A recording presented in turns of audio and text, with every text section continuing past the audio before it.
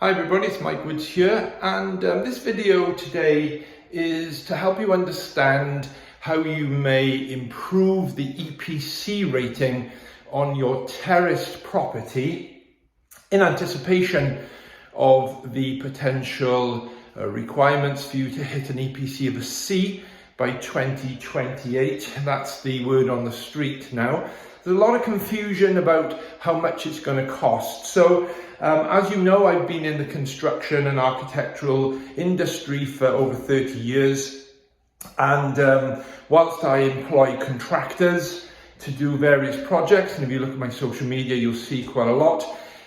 In this case, I just thought, I've got a bit of spare time.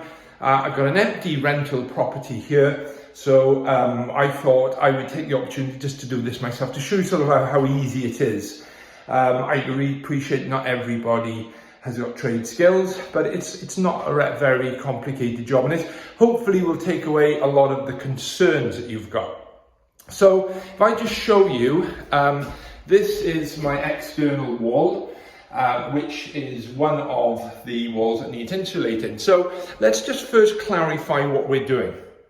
Now, if you are doing a refurbishment in terms of building regulations and you're doing a full refurb, then if you hack off the external render, or the internal plaster, building regs will see that you're making a material change to a thermal element. Now, if you are hacking off, say 50% of that wall, then strictly speaking, you need to notify building regulations.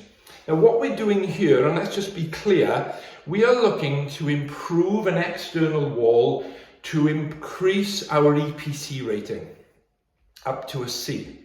Now in South Wales, where I'm particularly based, and there are other regions of the country, the issue is on an EPC, these are deemed as solid stone granite walls. They're solid stone, approximately 2 foot 6 wide or deep, 450 millimeters there or thereabouts. So what we need to do is, in terms of an EPC, and if you look at a recommendation on an EPC how to raise, it'll simply say insulate the wall. Now this is the critical point.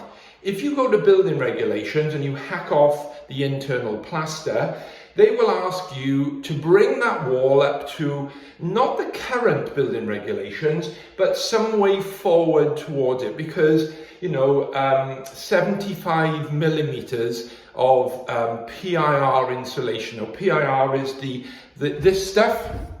Its trade name is Celotex Kingspan. Your merchants will have different name products. It's generally the same in terms of performance, but it's effectively the foil-backed board, and it's the yellow foam in between. Okay, so it's foil-backed both sides. Now, as I mentioned, building regulations will require you to bring that wall up to the current day standards. It depends, it's a bit of a grey area, because let's say you've got a house, ground floor and first floor, and let's say the render stroke plaster on the inside of that wall is in poor condition and you need to hack that wall off. So building regulations will state that you need to insulate that wall. However, if the upstairs wall is perfectly fine, you do not need to hack off the render or plaster on the inside of that wall, then there is no obligation to insulate it. And it's a bit of a crazy one. So you could say to your building inspector, well look, let me insulate the whole front of the house, and can I reduce the amount of insulation thickness? Because let's not be unsure about this, the cost of insulation these days is ridiculously high. So rather than put 75 mil in, you could negotiate and put 50 mil on the whole wall rather than 75 mil on the ground floor. But let's just get back on track. This is about EPC improvements. And if you look at an EPC, it will simply say internally or externally insulate that wall. So I've had a good long chat with my EPC surveyor, and what I do is I batten the wall with 25 by 50 millimeter timber battens. I then add this insulation in between the battens, and then I plasterboard it on the outside. okay? Now, there's no problems with damp on this wall. So by fixing these treated timber battens, and some of you who are the technophobes about this might say, but you might have a cold bridge where the batten is. As far as EPC is concerned, they're not interested. And we're improving this wall better than when it was, because if we batten, insulate and board, then we are creating a better, drier, warmer wall than what it was. Okay, so let me just take you through the process. Here are my basic tools. So here I've got my drill, and I've got a masonry drill on here. So I pre-drill these battens. I put one at the top, one in the middle, one at the top, one in the middle, one at the bottom. And you could add another fixing if you wanted to. You could put 4, but I find 3 is plenty. So one at the top, one in the middle, and one at the bottom. And I'll fix that on, and I'll take another little video shortly. This is just to let you know how I proceed.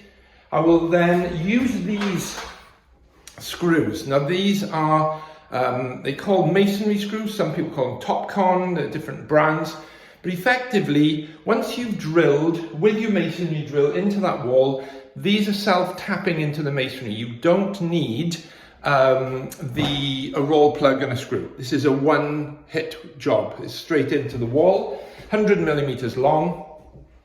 Drill straight in, fix the batten to the wall. We cut the insulation into the gaps, and we overboard with the plasterboard. So this is part 1 of this video, and I'll just add it on later on, just to let you know how work progresses. See you later.